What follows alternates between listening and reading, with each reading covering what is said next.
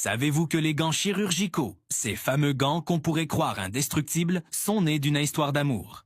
C'est une histoire fascinante qui mêle romance et progrès médical. Remontons à la fin du 19e siècle, à Baltimore, aux États-Unis, à l'hôpital Johns Hopkins. Là-bas, le docteur William Stewart Halsted, un chirurgien de renom, avait un problème.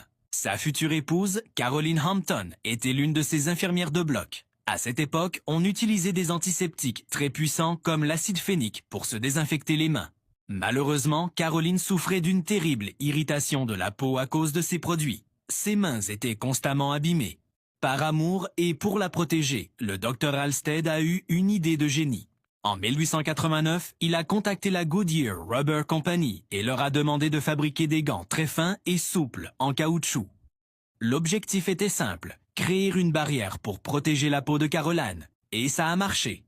Elle a pu continuer son travail sans douleur. Voyant cela, les autres membres de l'équipe ont rapidement commencé à les utiliser aussi. Mais la véritable révolution était encore à venir. Très vite, on a compris que ces gants n'étaient pas seulement une protection pour les soignants.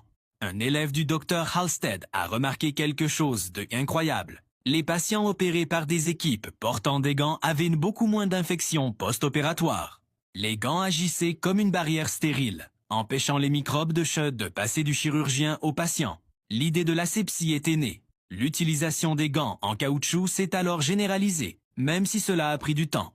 Au début, ces gants étaient réutilisables. On les lavait et on les faisait bouillir pour les stériliser après chaque opération. C'était un grand pas en avant, mais on pouvait faire encore mieux pour garantir une hygiène parfaite. C'est ainsi qu'on est arrivé aux gants modernes, nos fameux gants indestructibles.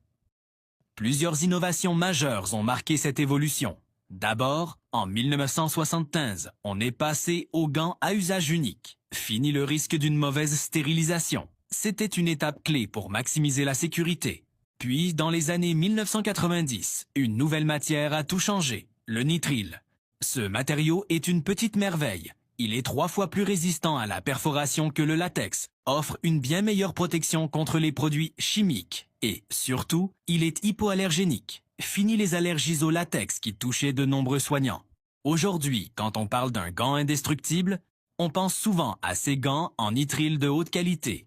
Ils offrent une protection maximale tout en permettant aux chirurgiens de conserver une sensibilité tactile parfaite, essentielle pour des gestes précis.